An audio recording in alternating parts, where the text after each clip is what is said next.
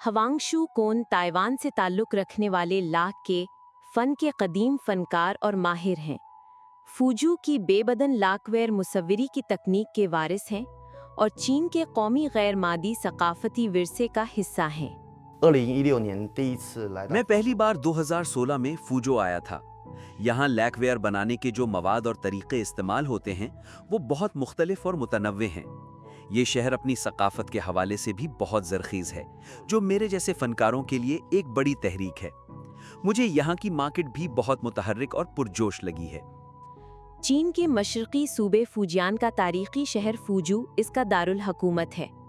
यहाँ हवांग ने लोयुआन काउंटी के झियाहो गांव में अपना लाकवेयर स्टूडियो कायम किया है। 我有去特别去 मैंने यहाँ कई मकामी रवायात और सकाफती तरीक़े देखे हैं।